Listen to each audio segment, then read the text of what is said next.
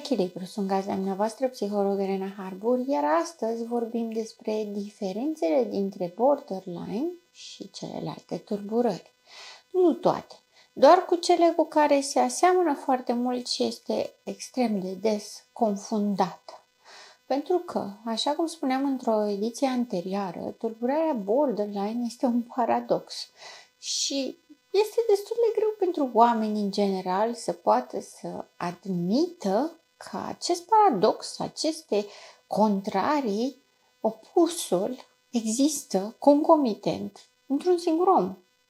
Și au tendința în general să creadă că sunt toane, alintături, mofturi, perioade dificile, mai ales că borderline-ul se vede și ridică cele mai mari probleme în perioada de preadolescență, respectiv adolescență. Știu, o să spuneți, criza adolescenței, toți copiii sunt așa. Ei bine, nu toți copiii se sinucid, nu toți copiii se taie, chiar dacă a existat, să zic, o perioadă de câțiva ani în care era o modă, vedeau la școală că ceilalți colegi se taie și ar putea fi interesant, hai să încercăm și noi. După cum deja știți, perioada preadolescență în care copilul începe și este atent la mediul social, în care își dorește să fie în atenție, să fie validat, să fie parte din grupurile sociale, în mod special cele de succes, alea care atrag cel mai mult atenția. Și continuând cu adolescența, în care oricum apare războiul de independență, undeva pe drum, borderline-ul este mascat. Se pierde cumva în mulțime. Teoretic, dar este un motiv pentru care părinții totuși nu reușesc să diferențieze cât este criza adolescentină, cât este o tulburare de personalitate, pentru că realmente este foarte important de făcut diferențierea. Vă spun și de ce este important de făcut această diferențiere. Pentru că un adolescent normal, tipic, armonios dezvoltat, nu o să fie copilul perfect, nu o să fie lin, nu o să fie lipsit de provocări și tot felul de evenimente care țin de mediul social, mai ales că la vârsta aceea sunt intens provocative, nu doar pentru părinți, cât și pentru adolescenți.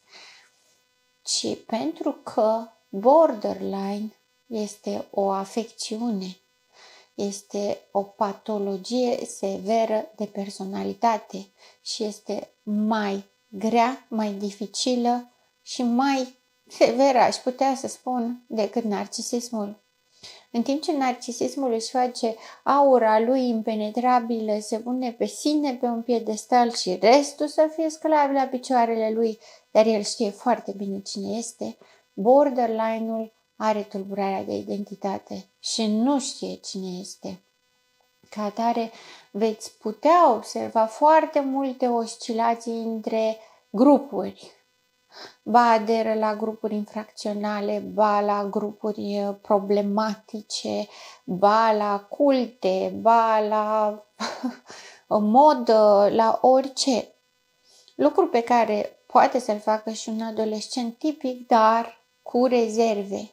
Pentru că, așa cum explicam și într-o ediție anterioară, totul, când vorbim despre borderline, este în extrem, este în exagerat.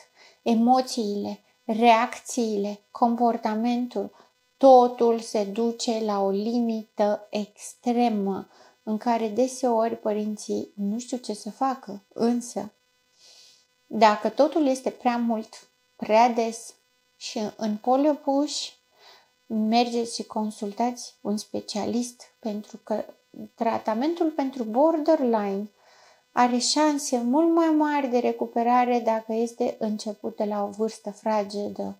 Ca atare, mai bine să mergeți la specialist și să vă spună este o criză tipică, dar nimic în neregulă și ok, vă învață cum să gestionați această perioadă și să puteți să aveți un rezultat pozitiv, atât dumneavoastră ca părinți, cât și copiii, Și alta este să ignorați și să strângeți din dinți că sunteți mai puternici decât copilul dumneavoastră și să vă treziți cu o tentativă suicidară care, Doamne ferește, să și reușească. Ca atare, repet, trebuie luată foarte în serios și trebuie identificată la timp diferit de alte tulburări. Cea mai frecventă întrebare pe care o primesc este: de unde apare? Noi suntem părinți normali, nu perfecți, normali și cu greșeli și cu lucruri bune, dar nu ne explicăm de ce copilul nostru este borderline. Borderline-ul nu este sigur ce cauză are, dar, ca și celelalte tulburări, are posibilitatea să fie o vulnerabilitate fiziologică, respectiv o gen care s-a transmis de la părinți sau bunici, care la purtătorul genei care a transmis-o nu s-a manifestat atât de intens încât să dezvolte tulburarea de personalitate borderline, dar s-a transmis, amplificat, iar copilul se naște așa, ori la nivelul creierului există disfuncții în conectarea neurotransmițătorilor astfel încât să permită ca persoana să aibă atenție concentrată, atenție distributivă, să ducă o sarcină de la cap la coadă, să se autoîngrijească, să se spele și să rămână pe o zonă armonioasă de funcționare. O altă cauză posibilă este mediul. Desigur, sunt situații în care mediul este favorizant și totuși copilul dezvoltă borderline. Sunt situații în care nu există vulnerabilitatea genetică și totuși copilul dezvoltă borderline. Însă, dacă există amândouă, atât vulnerabilitatea genetică cât și mediul defavorizant, șansele sunt mult mai mari pentru a dezvolta tulburare de personalitate borderline, pentru că, repet, ea începe și se vede încă din perioada de preadolescență, 9-13 ani, și continuă și se acutizează 13-19 ani. Ca atare, când vorbim despre mediu, putem avea abuz fizic, verbal, sexual. În mod special sexual, borderline-ul este legat foarte mult de sexualizare. Putem avea o încredere înșelată. Copilul a sperat, a avut încredere și totuși părintele a fost punitiv, persecutor, rece. Ca atare copilul își retrage această încredere pe care o are în părinte și se autoculpabilizează, se autoînvinovățește și oscilează etern între dragoste față de părinte și vinovăția față de sine și este un ciclu în care sunt cele două contrarii. Îmi iubesc părintele, dar îl urăsc în același timp pentru ce îmi face. Nu pot să-mi acuz părintele și ca atare mă acuz pe mine, dar eu știu că nu este vina mea. Și de aici paradoxul, cele două contradicții care coexistă în același timp, care produc ruptura identității. De asemenea, un mediu nefavorizant presupune un părinte cu borderline sau un părinte cu narcisism. În special, atât borderline-ul cât și narcisismul sunt contagioase, adică pot fi dezvoltate și pe parcursul vieții în relațiile toxice. Dacă există mama borderline, copilul său poate să fie ori borderline, ori narcisic. Dacă mama este narcisică, copilul poate fi narcisic, însă cele mai multe șanse sunt să existe borderline. Veți spune, ce am cu mamele? Nu am nimic cu mamele. Iubesc mamele și iubesc copiii. Pentru că fără mame nu există copii și fără copii nu există mame. Și copiii sunt o șansă pentru femei să devină mame. însă nu toate femeile pot trăi sentimentul de mamă, unele îl trăiesc doar teoretic și numai doar ca beneficii. Și spun acest lucru pentru că, în mod special, mama narcisică, în raportarea față de copilul ei, este rece, tranzacțională, persecutoare. Ca atare, copilul se simte obligat să performeze un act, un joc, doar ca să poată să aibă contact la ea. Asta se întâmplă atunci când mama este rece tot timpul, dar dacă mama este borderline și are și ea momente în care este caldă, emoțională, ca ulterior să devină monstruoasă, după cum zice copilul, adică să fie violentă, să fie furioasă, să pedepsească copilul fără motiv, iar copilul să fie foarte confuz privind această duplicitate până la urmă a mamei, copilul învață același lucru ca o normalitate și se dezvoltă așa. Ca atare, după cum vedeți, este o conlucrare între cele două potențialități, potențialul de mediu și potențialul genetic.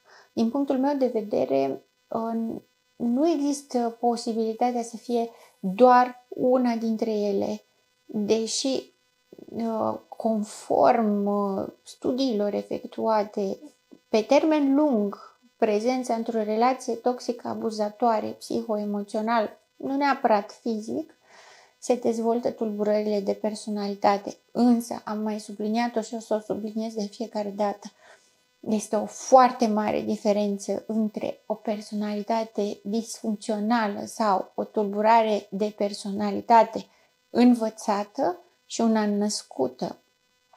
Pentru că orice comportamente adaptative s-ar învăța pentru supraviețuire într-o relație toxică, odată cu încheierea relației toxice, ele dispar.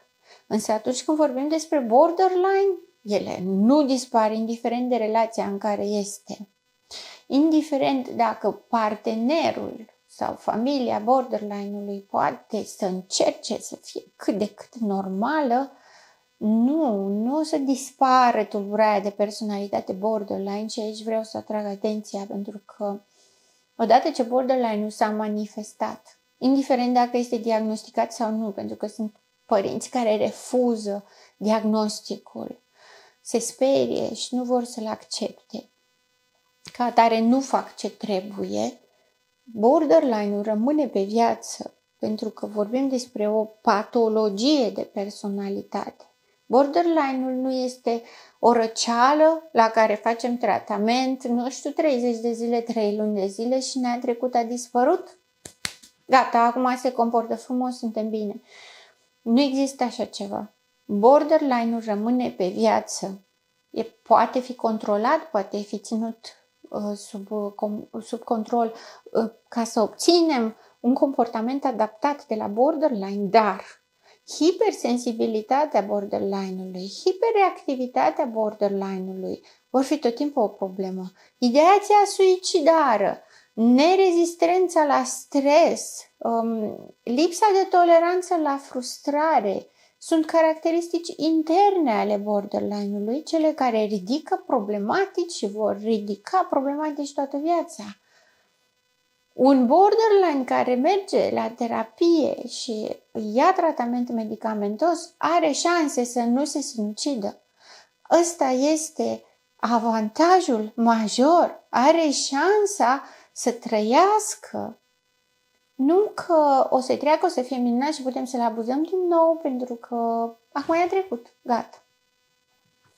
Tratamentul este pe viață. Vulnerabilitatea este pe viață.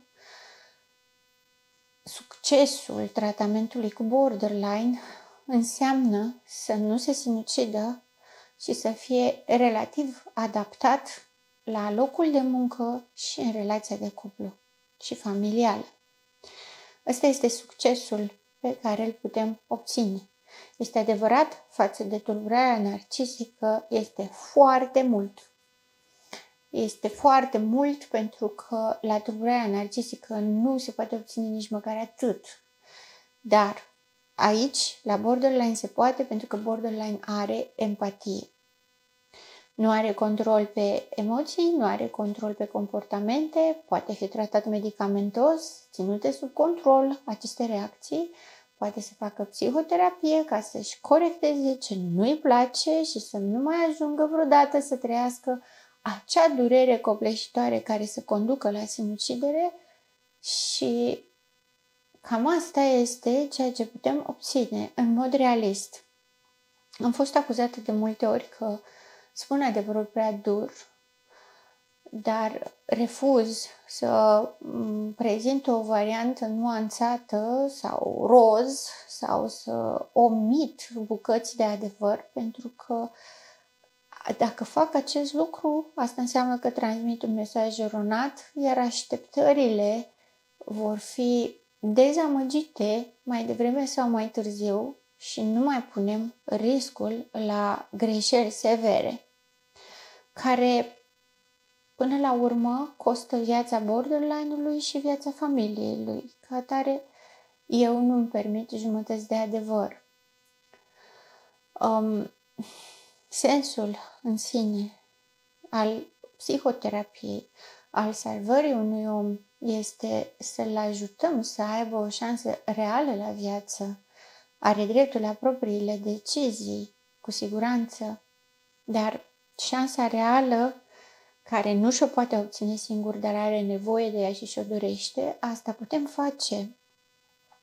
Și asta îmi doresc să fac, iar asta se face doar în adevăr. Vom face diferențierea, cum am spus mai devreme, între borderline și alte tulburări cu care se confundă, ca de exemplu complex trauma.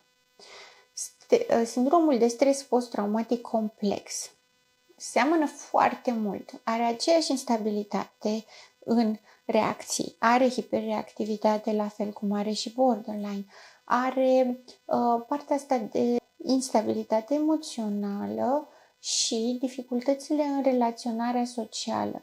Diferența dintre borderline și complex trauma este că o persoană care are stres post-traumatic complex se teme de relație. Borderline nu se teme de relație, borderline nu se teme de abandon. Ca atare, perspectiva este diferită. O persoană cu traumă, cu complex trauma, refuză să intre în relație. Borderul intră și se duce cu totul, se aruncă, se donează relației. În complex trauma avem o reactivitate excesivă la altceva, la frică, la rușine, la vinovăție, la gândurile negative despre propria persoană, că nu sunt suficient de bun să merit atenție, iubire. Borderline-ul are frică, rușine și vinovăție după ce a făcut o criză și se așteaptă să fie părăsit pe asta. Ca atare, chiar dacă aparent este vorba despre același indicator, motivația fiind diferită, în plan practic real se vede diferit. Când avem o negativitate față de propria persoană, avem gânduri și sentimente față de noi că nu merităm. Borderline este furios că nu are. Borderline spune mie de ce nu, că eu sunt bună, eu merit, mie trebuie să mi se ofere. Pe când persoana care a suferit un complex traumă este eu nu merit să primesc așa ceva. Normal că sunt abuzată pentru că eu nu merit să fiu iubită. Eu nu sunt suficient de bună ca să fiu iubită. Și atunci este o mare diferență, foarte mare diferență. De asemenea, există diferențe semnificative în capacitatea de concentrare. O să spuneți, pe lângă nu sunt suficient de bună, ce treabă are concentrarea? Reactiv la sindromul de stres post-traumatic, care se găsește în sindromul de stres post-traumatic complex, este această incapacitate de atenție concentrată. Cum am mai vorbit și în edițiile anterioare despre sindromul de stres post-traumatic complex, în care persoana schimbă complet personalitatea și ajunge să trăiască veșnic ca o umbră în mulțumirea patologiei. apare această tulburare de concentrare. Complex trauma are și probleme de memorie, dar în mod special de concentrare. Nu poate rămâne în sarcină, își pierde ideile, pornește să spună ceva și le pierde pe parcurs. Borderline, pe partea cealaltă, nu are tulburare de concentrare, are tulburări de memorie. Borderline-ul asemănător narcisicului nu-și aduce aminte bucăți din viața sa, nu-și aduce aminte perioade, confabulează, spune probabil că am făcut asta atunci, dar realmente nu-și aduce aminte.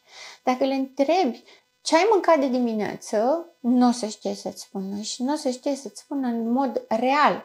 De dimineață, având în vedere că s-a întâmplat acum 2, 3, 4 ore. Nu o să știe să-ți spună. În mod real îi lipsește acea informație. Lucrul la complex trauma nu se întâmplă. La complex trauma se ține minte orice, se țin minte detaliile, pentru că intră în hipervigilență.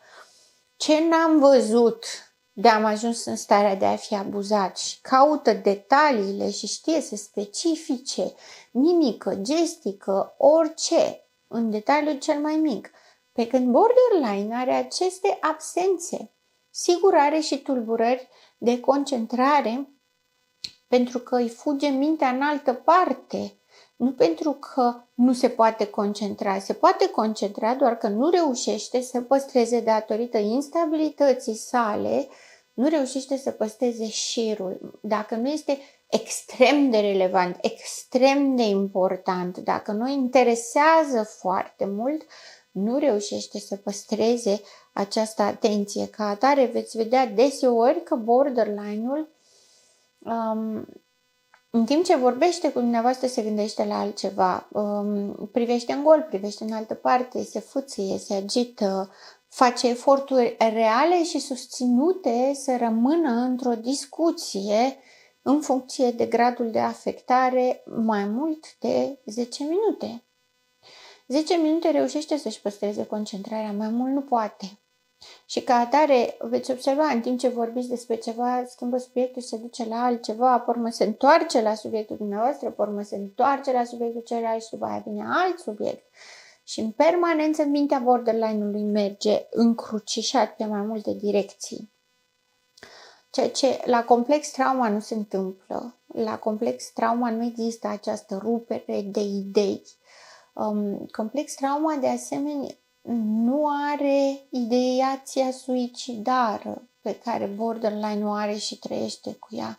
Complex trauma nu este frică să fie abandonat.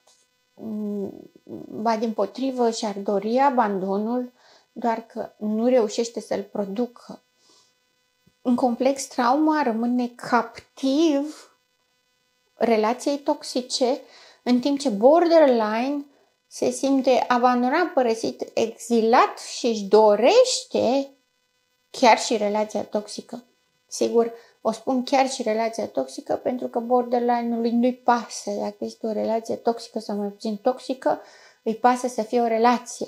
Și borderline-ului îi place să fie relație toxică pentru că în relația toxică lucrurile evoluează și se dezvoltă la amplitudinea de care are borderline-ul nevoie. Relațiile normale sunt plictisitoare, banale, chinuitoare, sufocante. Borderline-ul are nevoie de adrenalină în permanență și tocmai de aceea preferă relația toxică. De multe ori o și spune, fără să realizeze, eu am nevoie de cineva care să mă facă să mă simt viu sau vie, am nevoie de cineva care să se impună asupra mea, am nevoie de cineva mai puternic și mai dur decât mine. Astea sunt declarații pe care le face, care conduc către diferențierea explicită între complex trauma și borderline, pentru că complex trauma când găsește sau are în minte perspectiva oamenilor puternici, duri și perspectiva asta a vieții, a simțitului viu, complex trauma refuză, fuge. Datorită relației toxice pe care a trăit-o. Ca atare, în complex, trauma, disfuncțiile cognitive și emoționale sunt mai puțin intense decât la borderline. De asemenea, borderline-ul mai este confundat cu tulburarea de personalitate disociată, adică, altfel spus, sau cum o cunoaște toată lumea, personalitățile multiple. Este confundată datorită oscilațiilor în poli extremi în identitate. O zi este brunetă, o zi este blondă, o zi este roșcată, o zi este verde sau albastră în păr. Le schimbă în căutarea de sine. Este ca și cum și-ar pune haine de diferite stiluri să vadă cum se simte și unde se regăsește, dar aceste haine sunt de fapt modul în care se prezintă celorlalți și totodată se prezintă sieși. Borderline-ul are ideația grandiozității. Crede că este bun, crede că este superior, crede că îi se cuvin foarte multe lucruri, ca atare în disperarea de a obține, pentru că vom vorbi într-o ediție viitoare și despre tipurile de personalitate borderline, în disperarea de a obține atenția, validarea, iubirea, aceea fuzională, este capabil să încerce orice identitate care s-ar potrivi și care ar putea mulțumi partenerul sau partenera.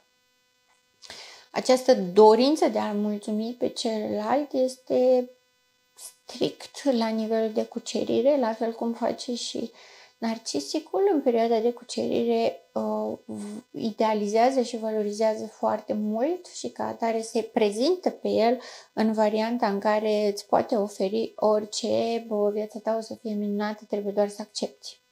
Ca la orice pact cu diavolul. Borderline-ul face cam același lucru, adică își schimbă identitatea orice poate să impresioneze persoana pe care a vizat-o și persoana care s-a oferit să îi confere siguranță și stabilitate. Pentru că borderline-ul asta caută. Caută pe cineva care poate să-i regleze instabilitatea, să-i o țină sub control. Și asta justifică și de ce mai departe caută personaje sau parteneri cu psihopatie. Pe de altă parte, personalitatea multiplă, personalitatea disociată presupune că aceste schimbări dramatice de identitate să n-aibă contact unele cu celelalte. Știu că prin filme se vorbește de personalități 10, 12, 15, 20, câte ori fi, în funcție de cât de spart este psihicul omului în bucăți. Fiecare bucată poate crea o identitate separată, dar acolo identitățile n-au niciun punct comun între ele și nici nu știu unele de celelalte și se exclud unele pe celelalte. Lucru care în borderline nu se întâmplă, adică borderline-ul poate să spună nu știu ce m-a apucat să mă alint ca un copil, eu așa am avut chef, dar își aduce aminte că a făcut acest lucru și mai spune, acum am crescut, nu mai sunt copil, acum se comportă ca o femeie adultă, deși are 14 ani, adică schimbă cumva rolurile, dar păstrează coerența între roluri. Tocmai de aceea nu este personalitate disociată.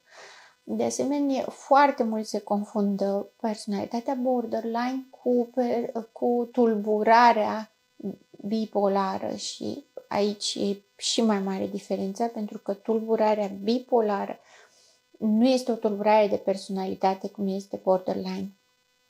Există persoane care pot să aibă și tulburare de personalitate bipolară și tulburare de personalitate borderline, și în același timp și tulburarea bipolară. Tulburarea bipolară este o tulburare clinică la nivelul creierului care presupune oscilația între manie și depresie, accentuat mai mult ori pe manie, ori pe depresie, dar pe perioade mai lungi de timp, o lună de zile, 2 luni de zile este doar maniacal sau doar depresiv și schimbă doar între aceste două polarități, lucru care în borderline nu se întâmplă. Borderline nu se schimbă de la o oră la alta și schimbă între emoții 4-6 emoții pe zi. Și acest lucru se repetă ciclic, dar nu cu o stabilitate fixă, cum este în tulburarea bipolară, unde avem o ciclicitate fixă de timp și perioadă. Ca atare, nu sunt același lucru, deși, din păcate, de foarte multe ori se confundă și există și tratamentul care se dă greșit și ca atare nu ajută la vindecare și recuperare. De asemenea, se pune posibilitatea că bărbații nu pot avea borderline, ei ba da, bine, au borderline netratat, nediagnosticat, ca atare efectele sunt mult mai dramatice. Puteți să faceți un sondaj simplu și să încercați să identificați, de exemplu, de la știri, în mediul online sau la televizor, câți bărbați se sinucid și câte femei se sinucid. Și de acolo avem un raport foarte clar și evident vis-a-vis de faptul că nerecunoașterea acestei tulburări duce la efecte dramatice cu pierderea vieții. Un ultim lucru mai vreau să mai menționez astăzi, este vorba despre tratament. Tratamentul este foarte delicat și complicat. Înseamnă mai multe ședințe de evaluare, ședințe care presupun atât evaluarea persoanei în cauză, cât și evaluarea mediului familial, a relațiilor familiale, pentru că borderline-ul întotdeauna are o problemă cu mama, spre deosebire de toate celelalte tulburări care se mai pot dezvolta și în relație cu tatăl. Borderline-ul este direcționat pe mamă, ca atare este extrem de delicată relația dintre cele două personaje, mamă-copil, care dezvoltă borderline. Evaluarea presupune întreg ansamblul, istoricul de viață, istoricul medical, atât al mamei, cât și al copilului, cât și al mediului familiar. Ulterior se face diagnosticarea, după diagnosticare se intră în tratament. Este extrem de important să știți. Nu se vindecă 100% pentru că este o tulburare de personalitate. Nu poate să o dezlipească de ea. Nu poate să ia niște pastiluțe și să gândească coerent pentru tot restul vieții. Tratamentul înseamnă, în primul rând, tratament medicamentos psihiatric, de spectru psihiatric, pe cel puțin 3 luni de zile după schema pe care o recomandă medicul și, în paralel, psihoterapie. Tratamentul medicamentos se mai poate scoate în perioadele de remitere a simptomatologiei, însă psihoterapia rămâne constantă pe ani de zile. Pentru că borderline-ul, datorită instabilității, odată cu tratamentul, se scade riscul crizelor, se scade riscul suicidului, dar el nu dispare. Orice factor stresor, având în vedere tulburarea de personalitate borderline, care are o lipsă de toleranță la factori stresori, ca atare absolut orice, o cafea care nu s-a făcut dimineață, nu știu, o temă care nu s-a făcut la timp, nu s-a ajuns la vreme acasă, nu s-a respectat o promisiune, orice poate fi un factor trigger, stresor pentru personalitatea borderline, astfel încât să ajungă la promiscuitate sexuală, automutilare, sinucidere. Ca atare, psihoterapia se păstrează pe ani de zile până se asigură 2-3 ani stabili în reactivitate, în reacții, în relațiile sociale, relațiile familiale și relațiile intime de cuplu. Depinde dacă mai există și copii vis-a-vis de un stil de parenting. Dar cu cât intervenția este mai timpurie, cu atât sunt mai multe șansele. Dacă un copil este diagnosticat în preadolescență, adolescență, există foarte mari șanse cu terapie până la 24 de ani, când se formează personalitatea și rămâne definitivă pe parcursul vieții, desigur fără intervenție, există șansele să putem reduce semnificativ riscul de sinucidere până la concretizarea unui nou pattern în care sinuciderea nu intră. Dar vulnerabilitatea rămâne pe viață în perioada de tratament. Există recăderi ca la adicții, mai există momente de pierdere a controlului, momente de tantrum poate. Important este să nu mai ajungă la intensitatea aceea. Ca încet, încet persoana să își redobândească controlul asupra propriilor gânduri, asupra propriilor comportamente și emoționalitatea să reușească să o gestioneze. După cum vedeți, nu este nimic simplu și este foarte multă muncă, atât din partea specialiștilor, cât și a familiei. Pentru că borderline-ul întotdeauna caută ajutor, caută persoană care să o ajute să-și regleze emoțiile, să le țină sub control. Ca atare, familia are un rol extrem de important și familia va suporta și va duce toate aceste instabilități, impulsivitate, furie necontrolată, nediferențiată, nejustificată. Tot ce este problematic la borderline va trebui ca familia să o conțină. Dacă mediul inițial care a creat borderline mai există în continuare, borderline-ul nu se poate vindeca. Dacă replicăm și schimbăm mediul și învățăm din greșelile noastre, dacă am făcut un copil care are borderline, este o șansă și pentru părinți și pentru copil să trăiască o viață armonioasă. Sigur, schimbarea nu este ușoară, este întotdeauna dificilă și extrem de provocativă, dar șanse există, lucru care este infinit mai bine decât în alte tulburări. Sunt gazda dumneavoastră, psiholog Elena Harbur, și până data viitoare, rămâneți în echilibru.